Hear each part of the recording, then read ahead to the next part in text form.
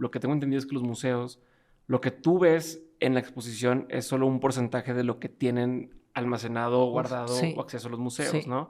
Entonces, parte de la chamba del curador es qué sacamos en qué momento y qué volvemos a guardar. Exactamente. Okay. Entonces, bueno, teníamos una bodega ahí en Loreto, enorme. En ese momento eran como 3,000 y cacho de piezas. Ahorita creo que hay 100,000. Si en ese momento me dijeras, tenemos 3,000 piezas en Loreto, ¿cuántas están exhibidas? Como nomás para entender un poco. Como 300, como el 10%. Ok, no, pues es un friego de diferencia, ok. Sí.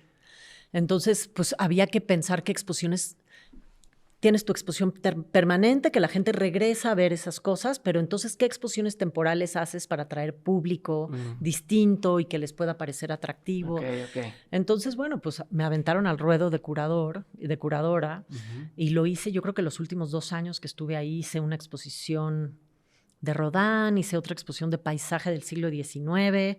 Ahí como la colección es ahora sí que tan ecléctica, pues uno tenía que pegarle a todo y meterse a estudiar muchísimo y leer muchísimo, asesorarse con gente profesional. Entonces te empiezas a involucrar con otros profesionales del medio. Parte de a mí lo que me importaba mucho en ese momento que se acaba de abrir el museo era que mucha gente no sabía de qué era esa colección.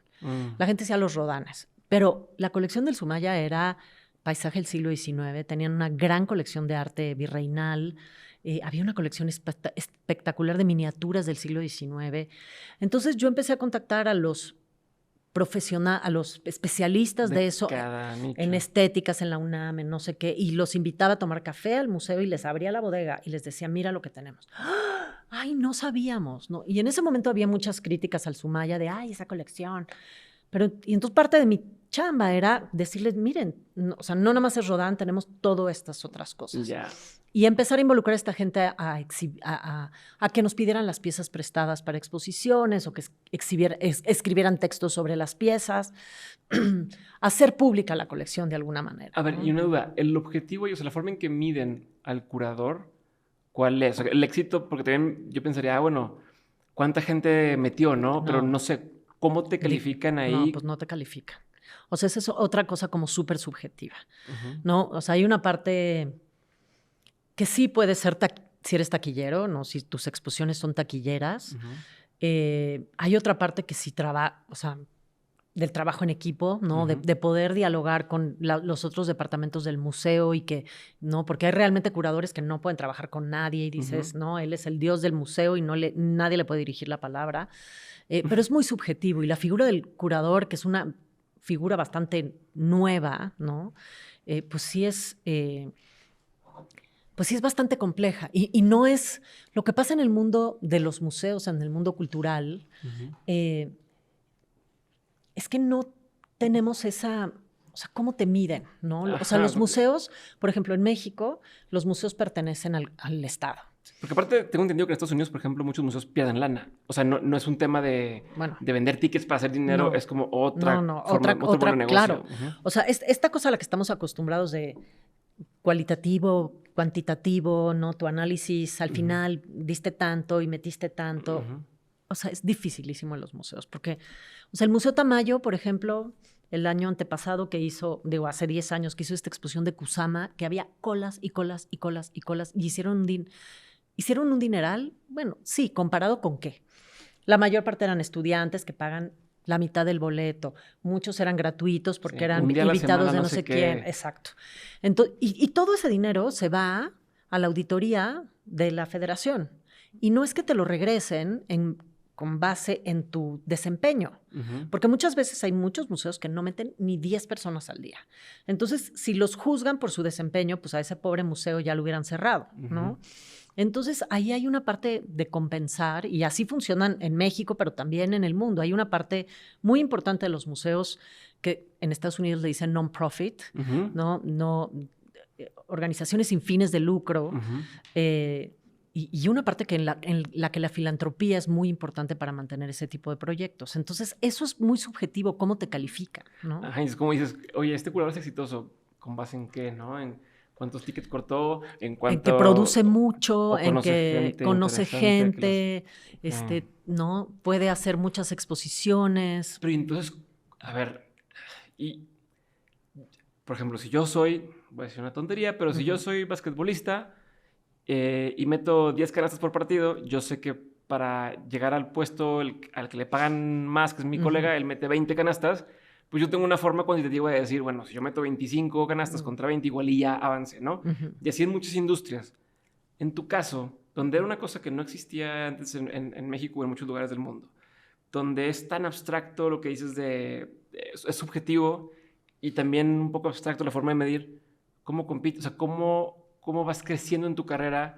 ¿Cómo avanzas y cómo le dices a alguien más, oye, escógeme a mí contra alguien más? ¿Cómo hoy tienes esto en el MoMA donde, o sea ¿sabes cómo? Sí, yo tuve la gran ventaja de que no había nadie haciendo lo que yo hacía.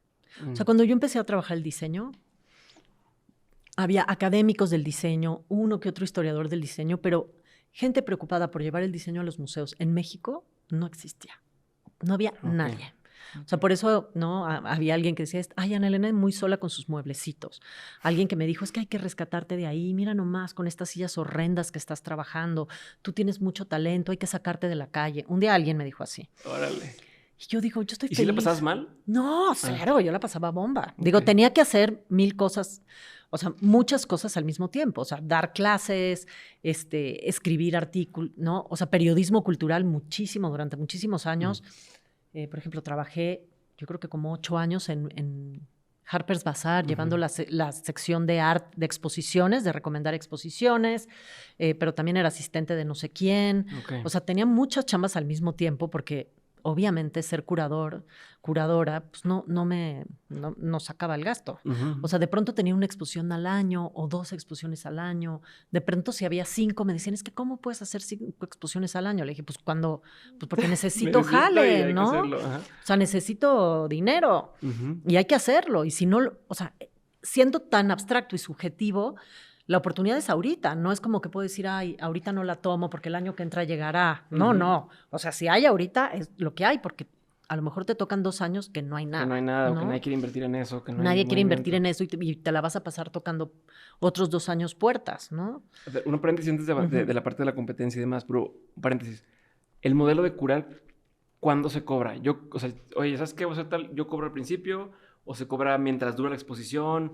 ¿O se cobra...? No, tú cobras, o sea, como se hace es cobras por proyecto. O sea, yo voy a desarrollar este proyecto y me pagas tanto por el proyecto. Sí, y te pagan, pues por lo regular, siempre antes de que abra la exposición. A lo mejor hay, digo, depende de la institución para la que trabajes. Digo, si hay actividades durante la exposición, esas a lo mejor te las pagan aparte. Si hay un catálogo... ¿Quieres que yo esté presentándolo? ¿O quieres que yo dé pláticas sobre esto? Sí, o si tengo que hacer alguna otra cosa. Por lo regular te arman el paquete y te dicen, ¿no? Las pláticas de la exposición, tienes que dar tantas visitas guiadas, desarrollar todo el contenido de la exposición, contactarnos con los coleccionistas, prestadores o con el diseñador, ¿no? Pues también me imagino, por ejemplo, cuando haces un evento, una fiesta, lo que tú quieras, tienes alguien que te lo produce y te cobra una cosa, pero también te cobra un fee, un porcentaje de todo lo que... Oye, rentamos equipo, un porcentaje. Conseguimos no sé qué, un porcentaje. No. Aquí no. Aquí no sucede. ¿Sabes qué? Me tomó ese tiempo conseguir la silla que la tenía no sé quién o tal...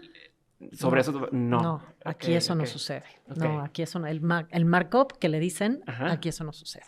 Sí, aquí eso no sucede. O sea, bueno, sí. Ahora sí, ya entendí cómo funciona esa parte. Ahora sí me regreso a cómo compites en este mundo. O sea, cómo te haces ver o cómo te haces notar para que te empiecen a elegir todavía en otros círculos, en otros espacios. Pues yo creo que trabajando y haciéndote visible, dando conferencias, escribiendo, tratando de que tus exposiciones sean exitosas. Y eso, ¿cómo hacemos las exposiciones exitosas? Pues son como los hijos. Las exposiciones nada más las haces y se quedan ahí. O sea, uno tiene que ir y dar visitas guiadas y ofrecer dar visitas guiadas y traer, ¿no? Y traer... medios, mediación, de decir, ay, bueno, pues las amigas de mi mamá, que vengan las amigas de mi mamá, no las tías de Chihuahua, que vengan las tías de Chihuahua y les doy su tour. O sea, ahora que fue la exposición del MOAC, me la pasé... Te lo juro que 4 veces por semana estaba en el MOAC dando visitas una tras otra, porque muchas veces las exposiciones sí se explican. Uno construye todo este aparato crítico que le llamamos, escribes textos y textos y texos, pero no, la gente no lo lee. Sí. No, entonces cuando tú vas y les platicas, ay, este vaso, no sé qué. Me ha tocado ver en museos donde está, en el Somaya, de que están platicando sobre una cosa de que es que según yo es esto, y ahí está la cosita a un lado y dice lo que es. Exacto. Pero ahí está la raza. Ahí está, sí. Entonces, muchas veces compartirlas y comunicarlas un poco como, ¿no? En la docencia y llevar a la gente de la mano, pues eso hace que la exposición sea exitosa, ¿no? O sea, con la exposición del MOAC, claro, los objetos llaman la atención, eran muchísimos. Además, tenemos diseñadores contemporáneos que traen a su abuela, a su mamá, a su tía, estoy expuesto en el MOAC, vengan. Okay. Pero si tú cuentas esa historia de 50 años de diseño, 70 años, y les cuentas por qué escogiste esto más lo otro, y la historia de tal, y metes al diseñador, o sea, todo eso le atrae a la gente. Y esa gente entonces ya puede contar esa historia y puede traer a alguien más, aunque no esté yo ahí.